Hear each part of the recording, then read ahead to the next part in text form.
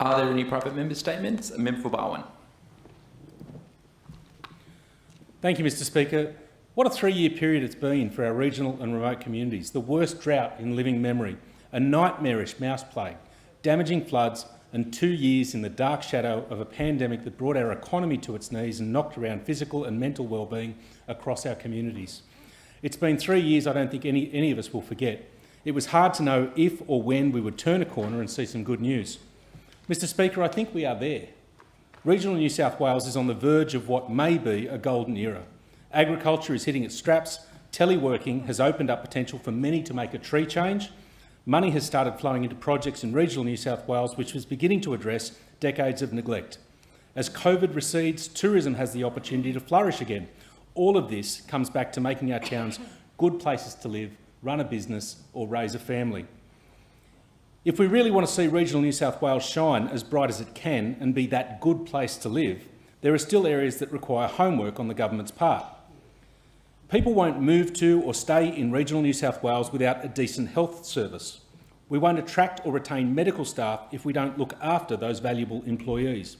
We don't expect a neurosurgeon on every corner. But at the very least, things like setting bones or getting stitches shouldn't mean hours of travel past a local health service. COVID has shown we cannot rely on other states to deliver health services to New South Wales citizens. Our health services must be able to respond to community needs. We need a structured approach to drought, make clear what assistance will be available at different stages going into drought and what recovery measures will be on the table coming out. Families won't bring their kids west unless we can offer quality education for young people. That won't happen, Mr Speaker, without teachers in our schools. Creating an environment that delivers attractive employment opportunities for people who want to work will help get them west. I've asked the former Treasurer, now Premier, to abolish payroll tax in regional areas that need an extra carrot to get businesses to set up and invest. Yes, it would create an uneven playing field, but that's what we have been facing for a long time. Only in the past it was skewed against regional areas. Government should reinstate a transferred officer allowance for public servants who take up jobs in certain regional areas, but only one way, only if they are leaving the city or a well-developed area to move west. Despite the announcement in January 2021 that teleworking for public servants would be made available for suitable roles, not much has changed on the ground. I gave you a process in November of 2020. Please just pick it up and use it. Water, our most precious resource, has been surrounded by uncertainty for too long. For the sake of communities, industry and the environment, we need all forms of take to be metered and within plan limits.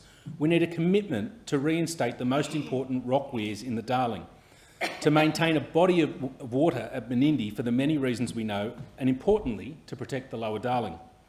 That Federal Royal Commission you requested into the Murray-Darling Basin Plan hasn't gone anywhere. Again, I gave you terms of reference reflecting what needed to be looked at, but I have not seen any action from the New South Wales Government to pursue a Royal Commission after the initial request.